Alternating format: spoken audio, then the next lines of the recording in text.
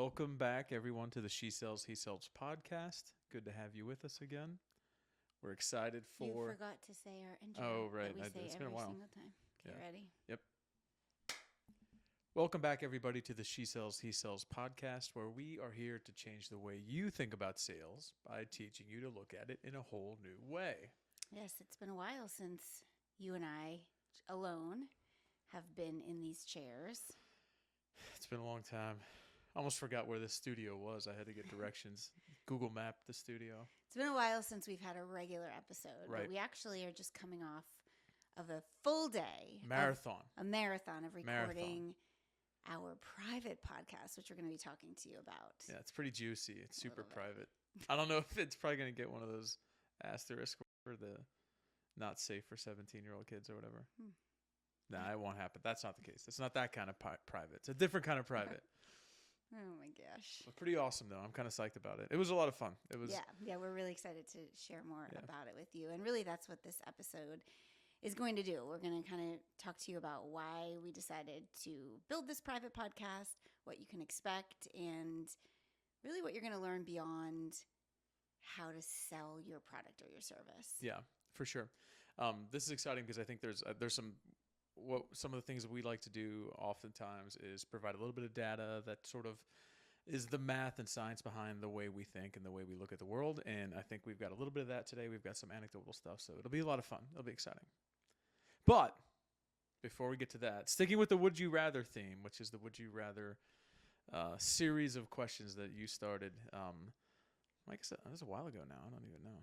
It's a while. Anyway, my Would You Rather for you today. You have to choose one.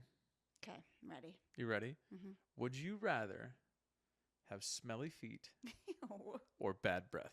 Ew. That's gross, but definitely smelly feet. Really? Sometimes smelly feet, as we know with kids, is overpowering. Yeah, but you can just cover them up. Like, I'm assuming your actual feet would just smell, so you could just constantly change out socks. Yeah, but that stuff like permeates into all of your shoes and stuff. Would you rather have bad breath when you're No, I'm just saying it's not someone? It's not that hard to. It's not that easy. Excuse me. It's not that easy to make the black and white decision. How would you answer that? I don't know. I mean, I feel like I've had smelly feet at points in my life. I don't know. We all have probably. This is getting gross.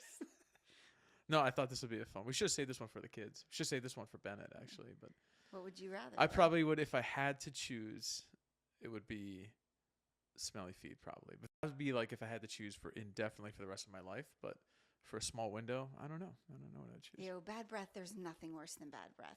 In fact, when I used to work in a school, like lots of kids have bad breath because they just don't brush their teeth in the morning. Yeah. And it could be the sweetest, like best kid, and when that kid would open up their mouth and have bad breath, you'd be like oh, gross. Not today, kid. Yeah, like I can't interact with you today. So that's why I'm always nuts about making our kids, or the girls are older now, but Bennett, like brush your teeth. Yeah. And then I do the smell test. You do the smell test? Sometimes I'm like, no. Yeah. You do not want to be that kid walking up to your teacher, talking to her, and her be like, ugh. Yeah. I guess I don't have that experience, but I guess that makes more sense now that I hear. Yeah. Anyway, good question for you all out there to answer today. Smelly feet or bad breath? Mm-hmm. I don't know. I don't think it's as easy. I don't think the immediate knee-jerk reaction, like I said, the easy answer here is, of course, smelly feet. But I don't know. Smelly feet can be pretty aggressive. Yeah. But in line with what we talk about, communication and verbally speaking to people. Yeah. I guess that's a little bit of a, what do you call it when two words that mean the same thing? Redundancy. A little redundant, verbally speaking. But communicating with people verbally. Yeah. You do not want bad breath. No, that should be on the list of things that you should check off your. We need to go back to those podcast episodes yesterday and add that one in. Yeah. So what are we talking about today, Krista? How excited are you to talk about this? Well, we're kind of like almost taking a lap, I think, on the last 121 episodes and zooming way out. Yeah. In kind of coming back to where we started with the podcast, which is sales skills are life skills. Right. Obviously, if you are listening to this and you sell a product, sell a service, you have your own business, you need to sell. You need to build the bottom line. So sales skills are really important for that. If you are in a corporate setting and you want to effectively communicate your ideas to get buy-in from a team or buy-in from a customer or even buy-in from a boss that you should get the next promotion, you need sales skills. I mean, we've talked about how teachers need sales skills to lead their students, how doctors and nurses and other health professionals need sales skills to lead their patients. So we actually have a great episode. We'll link it in the show notes, but it's called You Are in Sales. Right. That really drives home that point. But today we want to talk about it even bigger than those things, So, right? yeah, if we keep going out beyond sales skills, we get to the general concept of just communication skills, right? That's where all of this sort of stems from. This, if the branches of the tree, to use the whole analogy to go the whole thing, I mean, the trunk of the tree is really communication skills. And why those are absolutely vital and actually super important for you in your career, for all of us in our careers, regardless of what the job title is on the business card, right? Yeah. So sales skills and communication skills, we're really just drawing the line between both of them. Right. And the sales skills we are talking about right now are good communication skills, selling your ideas, selling your thoughts, selling people on whatever it is you want them to buy into. Right. Yeah. It's almost like a subset, right? That's why I think of it like sales skills are a subset of the larger communication skill portfolio. So we've got a couple anecdotal things that I want to get into, specifics on communication and how that has, what we've noticed and how that's impacted us on our regular life, whether it be professionally or personally. But before we get into that, I went through and I dug up a few statistics here, and I wanted to share those with all of our listeners and make sure that they're aware of this and that they understand how valuable these communication skills really are. So I went and found some information on communication skills in particular. And what I was able to find is the number one searched for skill by recruiters regardless of industry is communication. So it's, we think in terms of course, communication is important in marketing. Of course, it's important in sales. But you're talking about recruiters, regardless of industry, the number one searched for soft skill is communication skills. Yeah, because when you think about it, you can teach so many industry-specific things, right? Like if it's a software that you need to teach, that someone needs to be proficient in to do their job, like that's teachable. That's an A, a B, a C, a D. But communication skills take practice. Yep. Like you can't sit someone down and say, right, you're going to do 10 hours of training and you're going to nail this. They really take daily practice and those, days turn into weeks and months and years to be really effective at that. Yeah. And I do notice that. I feel like, the older I get, the longer I go in my career, the more I notice that kind of soft skill being much more polished than somebody that has a lot more experience, right? And that makes a lot of sense because to your point, it takes practice to get good at anything. We just did the 10,000 hour rule and the 100 hour rule and all that stuff. I mean, that makes total sense, right? Yeah. And I would say also, I don't want to get ahead of ourselves, but I think they are becoming a lost art a little bit in the digital world we live in because, you think of, especially of younger generations, we're Gen X, but when you think millennials, but especially Gen Z, our kids that are just growing up communicating with people through like snapping pictures of the ceiling back and forth or, like texting, everything's written or visual, but not so much verbal. It is a lost art. Yeah, and that's why when you can be competitive in that, you are just going to be light years ahead of everybody else. Particularly and even to go one step further, if we're talking about it taking time to develop those efficient or proficient sales or proficient communication skills, that starts when you're in your formative years as a young teenager. And now if this generation isn't practicing that skill, the likelihood or how long it will take for them to get good at this is going to take even longer. Yeah, when it's not a part of your day-to-day life. Absolutely. Even like talking on the phone, Like think of when we were teenagers. All the time. That's what you did. You would like I remember laying in my bed and like talking on the phone. Sometimes you wouldn't even talk because you ran out of things to talk about, but you'd be on the phone with a friend to feel connected. Now, they don't really do that. I mean, sometimes they'll FaceTime. Yeah. But everything's just so quick and I don't know. It's so different. It's wild. I mean, like a year and a half ago, I made Ava call to order dinner at like a restaurant and that we were like driving to pick and we were going to pick it up and I guess they didn't have an online order available and I made her call and she I was feel like it's longer than a year and a half. maybe it was long, because but she's been nailing that for years. I know, but now I remember saying that, but it was such an odd. She was like, "What do I do?" I'm like, "You say I want to place the takeout order," and it was just so foreign. Like, I don't know, it just seems so. As when we were kids, we did that. That was like that was the tech then to talk to somebody. Now it's but I would say I would say when I was a kid, I didn't make those calls. yeah, like your not. parents. I did agree. it. Yeah, your parents did, but Yeah. you know what I mean. Like the idea of talking to someone on the phone Yeah. was weird. Anyway, so number one soft skill recruiters search for, right? In a LinkedIn survey, 70% of hiring managers listed communication skills as the number one most desirable skill in candidates to fill open roles that they had. And in that same LinkedIn survey, good communication skills were listed as the number one soft skill that will advance your career. So that's pretty interesting. You think about in terms of, getting the job and then succeeding at the job. I mean, this is as obvious as it gets, right? Yeah. Forbes listed good communication skills as the number one soft skill that will help you make more money throughout the course of your career. Why do you think that is? Well, when I read the article, it got into really two things. The first thing it said was just the power of being able to negotiate, That's what I was thinking. and also to be able to display your value and message your value to your bosses, right? The second piece, it said, people with good communication skills are those who are seen as experts in their field, right? And if you're seen as an expert in your field, you're more likely to be paid more money, So I thought that was pretty interesting. Indeed looked at the top 25% of all salary listings that they had on their website. Indeed is an online, I'm sure most folks are aware of it, right? Online job posting board. And communication skills was the number 2 most sought after skill, right behind strategic thinking. And that was the top 25% of all salaried jobs that they had listed on Indeed. So basically they took, the top 1 out of every 4 from a pay standpoint and said, what are all of the soft skills listed, and communication skills was number 2.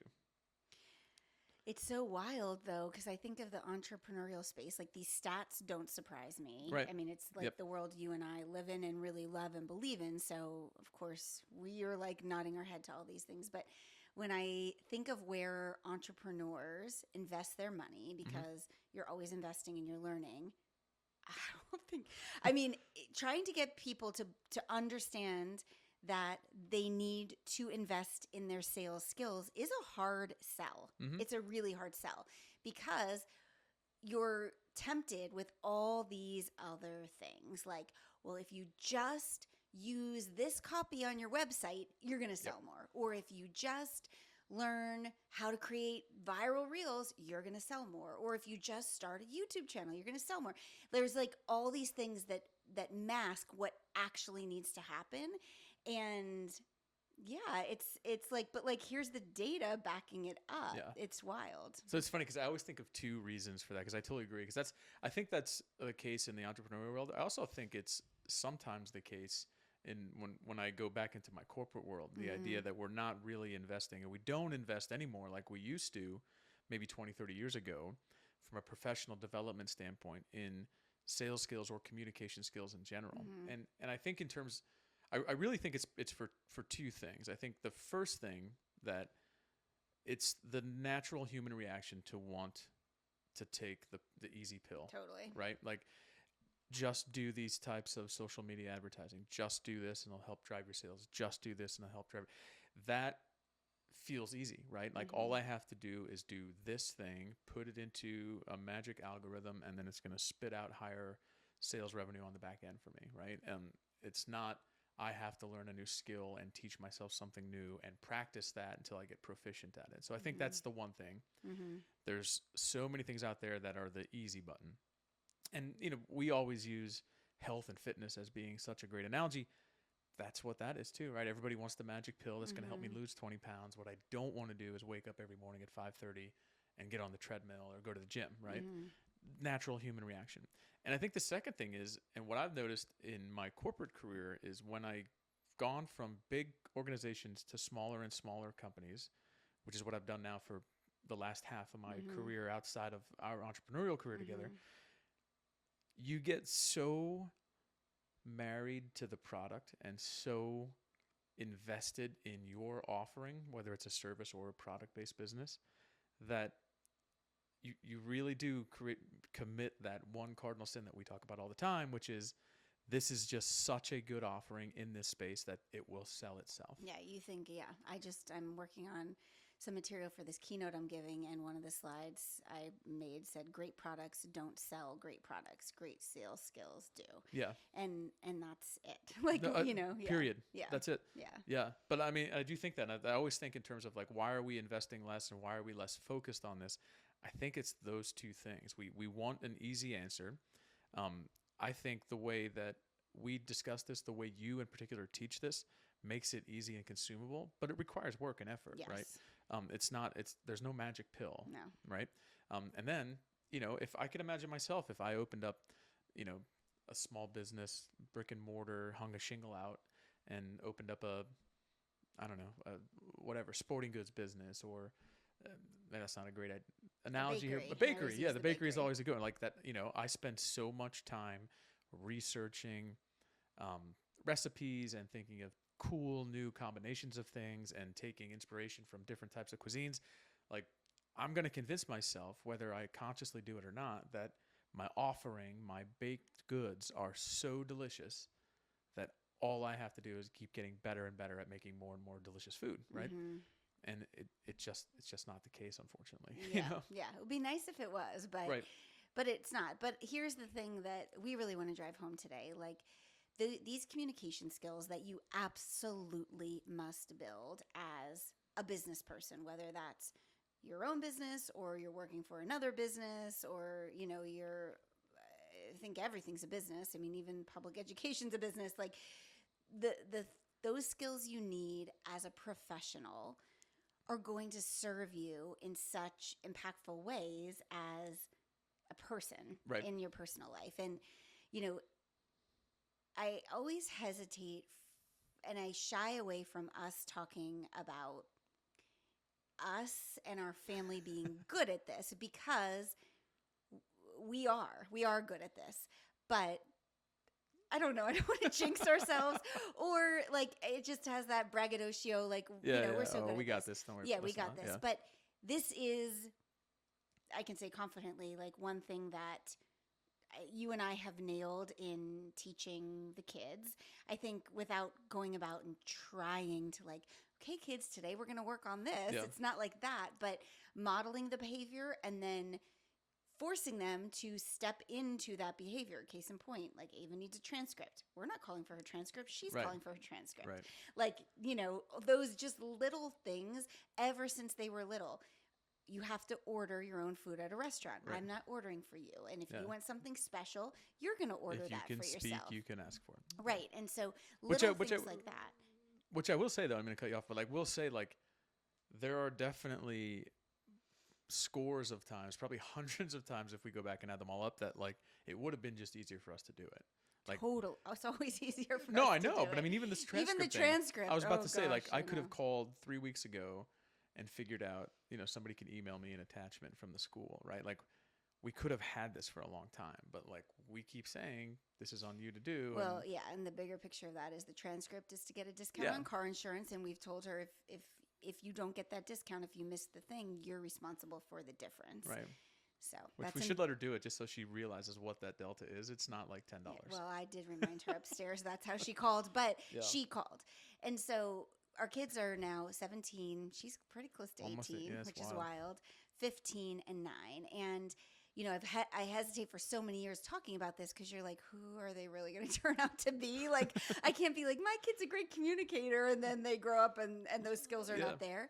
But what I will say is 2 of our 3 kids, I do think, are a little more naturally inclined to be verbal, outgoing communicators, and 1 isn't as inclined. But all 3 of them we're so proud of and do it in their own way. Right. And I can say, we've done a good job with this. And other people are telling us that all the time, and it's making our kids more effective human beings. So just some quick little anecdotes with that. First one is Bennett, and if you listen to last week's podcast, there it is, Exhibit A. I mean, to be 9 years old and to sit down and have, a 42-minute conversation with your parents where you are on, a lot of people are going to be listening, and you have to convey ideas in a way that is constructive, because we're asking them questions about chores and things that could really be easy for a kid to just fall into, like a whiny, woe is me victim talk track. Or the, I don't know. Right. I mean, he nailed it. And I mean, listening back to it, I was so proud of him. And even when I put it on for him just a little bit, and he's like, did we really talk for that long? I didn't know it was that long. And he's great. He's still 9, so he's still learning a lot, but that's a great example. Emmy, our 15-year-old, she is working this summer. Both of the girls are working. And something you and I were talking about this morning when we were walking, I didn't realize how important it was going to be to me to have teenagers that work. I not because of the money part, but though that's nice, but all of the other parts. And so Emmy is in her high school, is an academic high school, but she gets to pick a technical specialty, and hers is cosmetology. So she's working this summer at a salon as a shampoo girl. But beyond being the shampoo girl, I mean, she's doing lots of other things. She's organizing inventory, she's cleaning up, she's helping other stylists. And she's told us, she's worked now maybe, 6-7 shifts. Yeah. She's told us that she always gets a comment from either a customer or someone that works there saying, oh my gosh, it is so nice to see someone that is your age that's working so hard and that can talk to customers. Yeah, to an adult. Yeah. Yeah. And that goes back to my whole Gen Z thing. These kids don't have to learn to talk. So unless the parent, the adult, the situation they're in teaches them to talk and forces them to talk, that is a skill they're not going to have. And so I was like, well, this makes you very competitive, which is great. If you're in a sea of people that don't have this at all, you're really going to stand out. She's come home with amazing tips because of how hard she's working and how well she's able to communicate and ask for what she needs. And for her, she's not an outgoing personality. She's like how I was growing up, much more of an introvert, but it's been constantly pushing the envelope with her and saying, hey, you got to go have this conversation. You got to go do this thing. She would always say, oh, I hate talking to adults. And she still might say that, but she will do it, and she does it well. Yeah. So for her to do that has been so awesome. And Ava's story, I think we could do a whole separate sidebar on this, because this is such a crazy story, but you're talking about Indeed.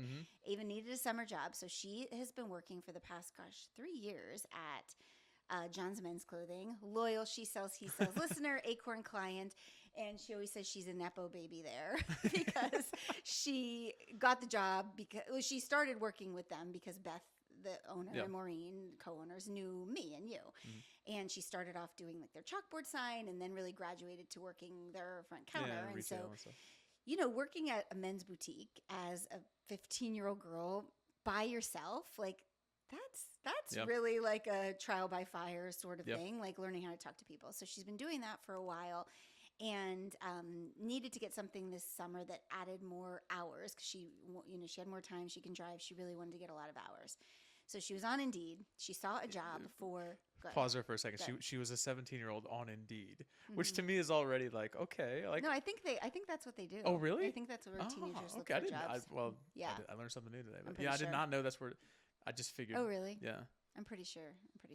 So she's on Indeed, and she sees a listing. She saw a lot of listings that she applied to, but this one is a bridal stylist. Right. So Say Yes to the Dress, that show on TLC, where she's not a Kleinfeld, but it's a local bridal boutique, and she gets to help these women who are getting married, and then even the grooms and the mothers of the bride and the bridesmaids pick out their dress for the wedding. So she's like, this is my dream job. I have to have it. And she applied, didn't hear anything. She followed. Actually, I think she applied and she got a quick message. We want to interview. We want to interview you. And then she's like, okay, amazing, I'm available. And then didn't hear anything. She followed up once, didn't hear back. Followed up twice, didn't hear back. printed out her resume. And this is all her. Yeah. This is all her. Right. Because at this point, you and I are like, hey, listen. Well, not even yet. But yeah, printed out her resume, walked in with her resume. Right. Hi, I applied. I wanted to hand this in person. Yeah. Her resume that she did herself. Yeah. I didn't even look at it. Did you? Nope. Yeah, I have no idea what's on that resume, but I guess it's good. I think she said like executive producer of the She Sells He Sells. She definitely did put that on there because she does our video content. But handed that in. Still didn't hear back. I think Maeve followed up with like the Indeed message, and then it was like maybe 3 weeks, and she's like, "Do you think I should call?" And you and I were like, "Listen, I think you need a plan B." Right. I don't know much about the bridal boutique business. My take was, hey, they probably thought you're an awesome, and I tried to tell her this. They probably think you're an awesome kid, but maybe looking for somebody with a little more experience. Right. It's a sales job. It's a little bit more than the average retail thing, and maybe they're looking for somebody who's a little bit more mature to talk to customers more. Right. I just tried to let her softly her down a little bit, which really was the case. We found out, but she decided to call, and I was sitting next to her on the couch, and she picked up the phone and called. And like, even that moment, you're like, okay, all those times we forced her to call, all those times we talked through, I'm not talking to your teacher. Let's talk through how you can talk to your teacher about this. You're like, oh, it's paying off. It's paying off. And so she called, and the manager happened to be there and was like, okay, can you come in for an interview tomorrow? And long story short, she got the job. Yeah. And the first thing that the manager said to her was, you are really persistent. Yeah. And she was like, yes, I am. I really wanted this job. Yeah. As someone who's in sales myself, I told my current clients about it because I was like, I don't think any of us would have had that tenacity. At some point, you and I were like, hey, the writing's on the wall. But she did not give up, and look what happened. Yeah. And so now she's in this job, and she's killing it. Yeah, she's sold a few dresses. She's like an amazing close rate. She's working on commission. Yeah. We were like, oh, she always said, I will never, I'm not doing my own business. I'm not doing sales. And look at her. Yeah. But I tell you all this, and I would talk about all this because these skills that you and I have worked really hard to build in ourselves, that I feel like we're probably a little more natural for you. We're not natural for me, but we've built ourselves through all of the different things in life. And we made a big focus on we're teaching our kids these things, have paid off in their lives already at 17, 15, and 9. Yeah. And those are the kind of humans we need more of in this world. Not our kids. Of course, we think they're amazing and we're biased, but we need good communicators. We don't need people who are going to sit behind their keyboard and type nasty comments about things. Yeah. Like, the world we live in is so hostile right now. They're not good communicators. They're not, if you are writing nasty comments in Instagram, take our class. You are not, this is not the people we need. We need leaders. We need people that can have really strong beliefs and believe in what they believe in, but present them in compelling ways. So we're not alienating people. We're bringing people together. And I know I'm taking this from sales skills to political landscape in our country, but it's so true. Mm-hmm. And that's what we're focusing on in our bubble and our sphere of influence. And we feel so strongly that if you're listening to this podcast, you are that kind of person. You're not here because you're a nasty Instagram comment leaver. You're doing the same thing. So let's sharpen those skills and let's do good in the world. Let's create influence and change the way people interact with each other. Yeah. And even if you're not thinking of it in terms of do good in the world and you want to be, I don't want to call it more selfish, but more egocentric. Yeah. The statistics and the data show you make more money and you have more career opportunities when you master this as a soft skill above all other soft skills, right? It really is true. I mean, the other thing that I found really interesting is I was looking at this. I forget what university published something. It might have been Northeastern, or I can't remember exactly. And I read this quickly through, and I didn't take enough notes on it. But the point was, in the average 40-hour work week, over 17 hours are spent on what they termed communication skills, regardless of position. Mm-hmm. Software engineer, data entry specialist, salesperson, anything, nursing, anything. Mm-hmm. And they listed those as digital communication, written communication, active listening, conflict resolution, persuasion, all those things that we talk about. So if you think about that, I mean, that's 17 out of 40 hours. That's what, 35% of your well, work it kind week. of leans up with, Yeah. matches up with our 40% of your day is spent selling, no matter what your That's industry exactly is. it. Yeah, I didn't even think of that. That's perfect. The math is almost exactly perfect. Yeah. There, you know? Yeah. But yeah, I thought that was an interesting thing. So, I mean, that aside from the fact of just the desire and the motivation and the drive to be a better person and to make the world a better place, if you even just want to look at this strictly in the what's in it for me lens, like that's what's in it for you, right? The math is there. Yeah, absolutely. You know, it's funny you were talking about the kids and like our kids. I always think of, I mean, we've talked about this before on the podcast a bunch. I've coached everything. Yeah, a lot of things. I don't know. Not like not lacrosse, I guess, even though we live in Maryland. I've never played lacrosse. You started your coaching career in soccer, which is just I started hilarious. off to be a soccer helper, which is funny because I never played soccer. Lavender Losers. Ava was on a team that he coached called the Lavender Lions. Do you know, and they only won one game, and we found out years later that all the girls just. But they didn't lose that many games. You remember? We had like 8 ties. Okay. Well, they felt like they lost because behind the scenes they were calling themselves the Lavender Losers. Thanks. Anyway. So forget about anything I'm going to say here, Device. No, I'm not here to talk soccer strategy because clearly I'm not going to be very helpful in that regard. But I will say that coaching those young kids, coaching Bennett and his friends, like has helped me become a better communicator and understanding it more so from their perspective. You know, I think once you get to a certain spot in your career, you've got these great skills, but it's sometimes I found myself getting lazy and just being like, here's what has to be done, right? And just laying a task on someone's table or sending something, we need to get this completed via email, right?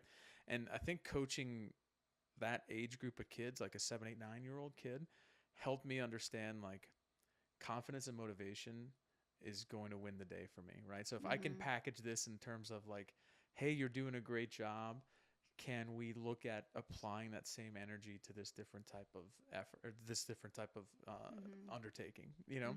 And also I think, you know, one thing I was really cognizant of as I'm coaching kids is like getting down on one knee, right? Getting down on their level, seeing eye to eye to them, trying to be like have a calm tone of voice, right? I'm not naturally, I wouldn't say a calm person when it comes to that kind of stuff. So it was something I had to work on, but like, I found when I was able to do that and I was able to pump kids up and make them feel good about themselves, they really wanted to listen, right? I can't say that I had an incredible amount of control over we have a tendency to be a little crazy sometimes some of our teams, but they really did listen and they really did receive the coaching I was giving them. And I they think got so much better. They really did.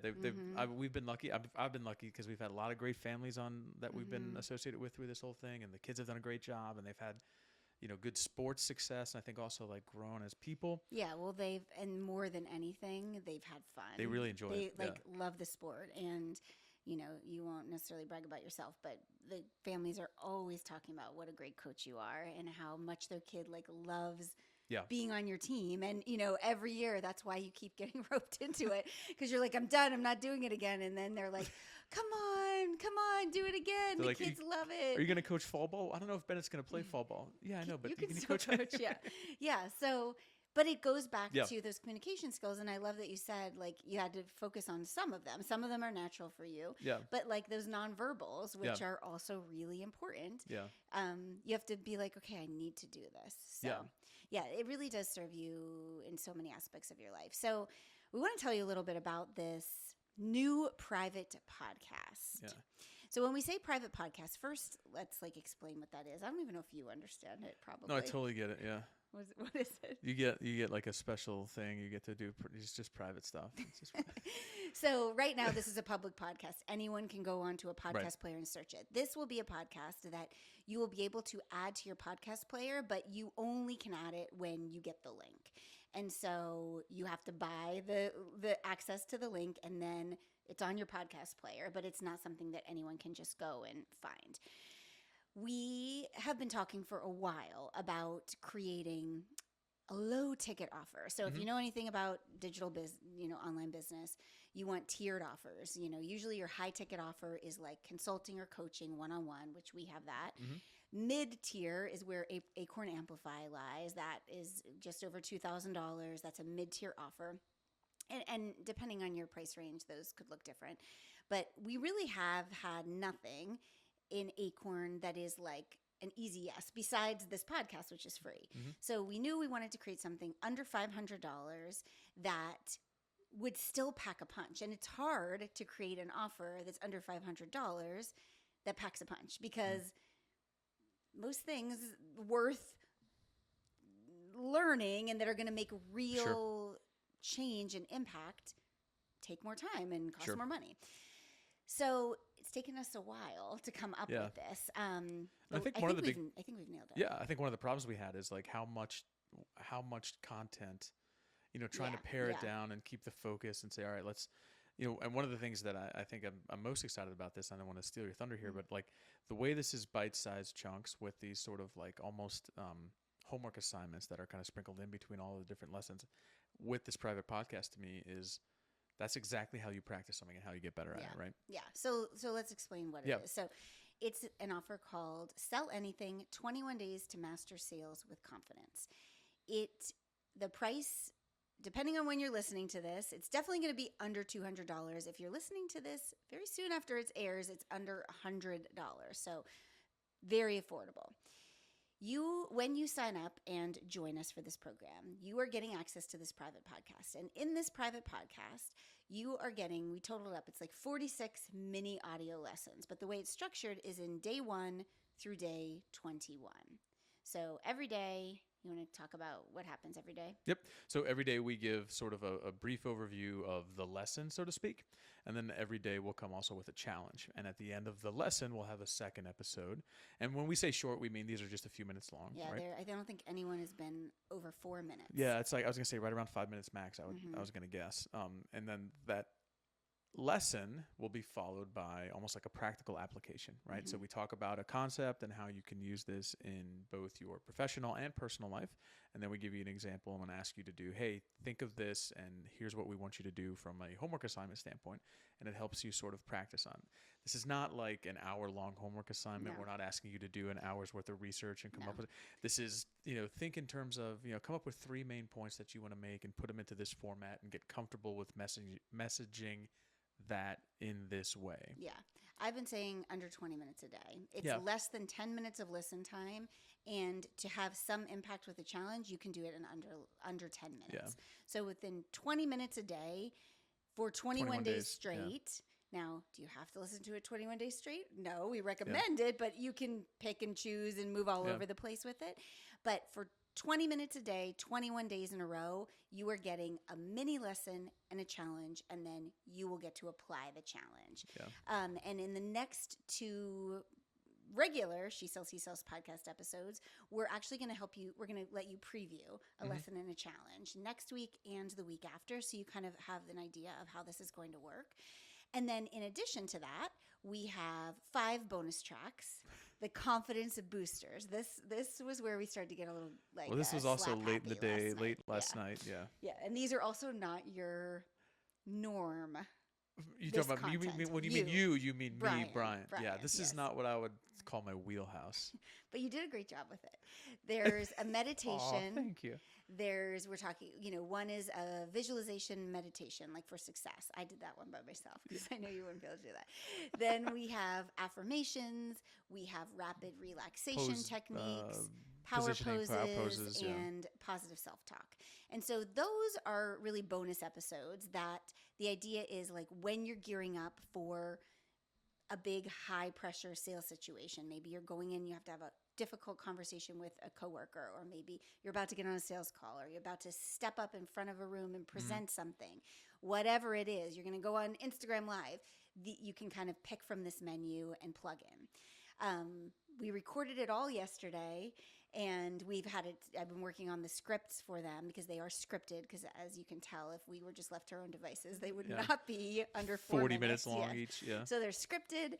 The material actually stems from a course that I wrote 3 years ago that has been licensed and gone to LinkedIn Learning. It's actually really cool everywhere this course has been. It's in Duke University's library. It's at T. Rowe Price, like Mm, their yep. human resources. It is like all these different universities, Tulane, USC. It's been picked up by all these places. I licensed it with a company. And so the material is based in that, but it is different. And then the challenges are something that course doesn't have. So these are like, now you're going to do the thing.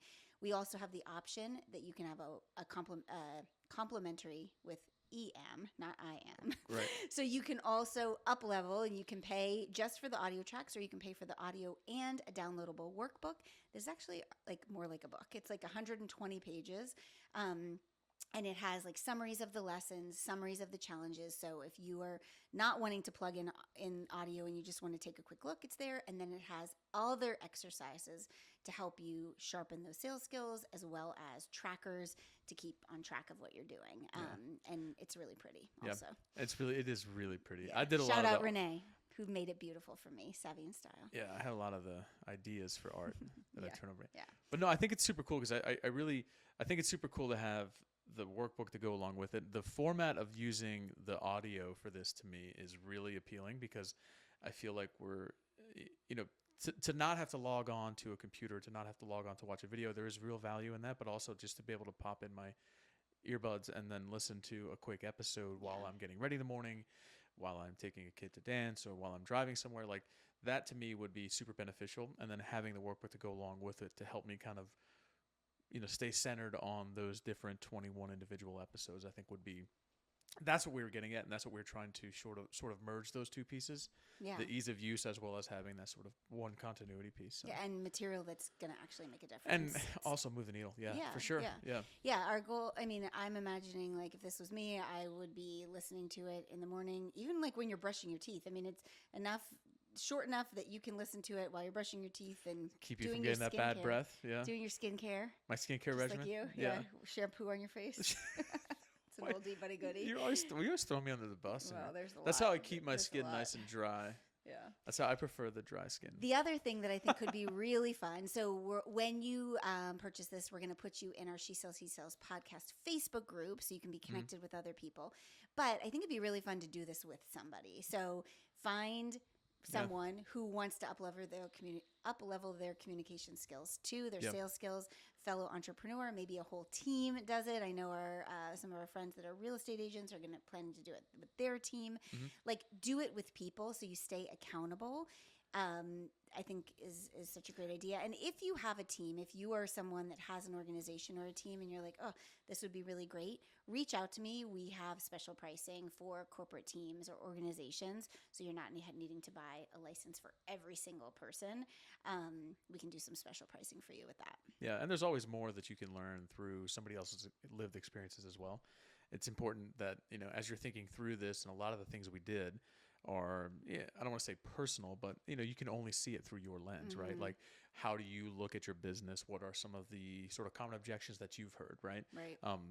The common objections that I hear are maybe different than from what you hear. There might be some overlap. There might be a new one, right? And a great way for me to be able to have that in my armory is to learn from you and your experience, right? So doing that with a partner has real value. And being able to learn through their lived experience as well. Yeah, absolutely. So we're very excited about it. Yeah, it was really cool. It's awesome. I think it's actually, it's probably like a $20,000 value. But yeah, we didn't do that. No, we didn't do that. I've stopped doing that because I just can't. I was working with a copywriter, and she said, why don't you have what the value of everything is? I'm like, so if you're not familiar with what we're talking about, sometimes on sales pages, it'll be like, the workbook valued at blah, blah, blah, blah. And it's like, it'll be like the workbook valued at $2,000, but yours for free. Yeah. And you're like, people literally just make this crap up. Yeah, it feels like an infomercial when they literally make this crap up. So instead, what we've done on my sales pages is we anchor it with, because you do want to know the value, we anchor it with the cost of what it would be to work one-on-one or what the cost of another program is. Because that price anchoring is important, but the value drives me nuts. Yeah, how much would you pay for this set of knives? Not $2.99. Yeah, it's not $2.49. Not even $1.49. Yeah, it's like that.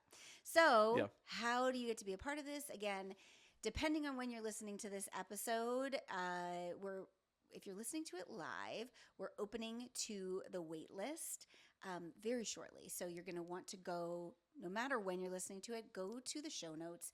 and the link is there. If we're still opening to the waitlist, you're going to want to get your name on the waitlist. There are a lot of special perks for the waitlist. But if you've missed that waitlist, if you're catching this episode later, that is okay. The link below will still get you access to this. And this is going to be an evergreen offer. It's available at any time. But like with anything, in the beginning, when you launch, price is low and it does creep up. This offer will never be over $500 because it's going to stay a low-priced offer. Well, I don't say never say never. I take that back. Scratch that from the record. That there's no plans in the near future for this to be over $500, but the price will go up over time. So early action takers get the best deal as always. Yep, that's the case in all business, right? When I'm bringing something new to market, you're going to get friends and family discounting on the front end. So absolutely. So I'm excited. I'm excited too. It was a lot, but it was fun, and I think it was a lot. Says the man who literally just sat down and I gave you the script to read. Wow, guys, wow. Brian's bunch is not going to be happy with the attacks I'm fending off here today. Brian's bunch needs to get Brian know the real deal. No, I'm kidding. You actually, you really helped me with the material when I created the course the first time. Yeah. We did a lot of that together. Yeah, I know. But make I sure translated all the people know. Okay, yeah. you did. Okay, you yeah. did. I'm a good helper, guys. I'm a good helper. It is a lot of your intellectual property from the beginning, and packaging it up into these smaller little scripts. So that was on me because this is my full-time gig. You're just a contract employee in this business. Right. I mean, I will come on full time, but we'll have to discuss the terms. I don't know terms of that. I don't know if I can meet your demands. All right, everybody. So we would love for you to hop to the show notes and take advantage of this new offer, Sell Anything 21 Days to Master Sales with Confidence. We're so excited about it, and just a way to get us in your ear. Yeah. Anytime you Who doesn't want more of this, right? Seriously. All right, we're going to be back over the next 2 weeks with a little preview to that material. And if you're on the fence, you're not quite sure, you'll get some sneak peeks to it then. Yeah. Thanks for being here with us. We'll see you next time. Thanks, everybody.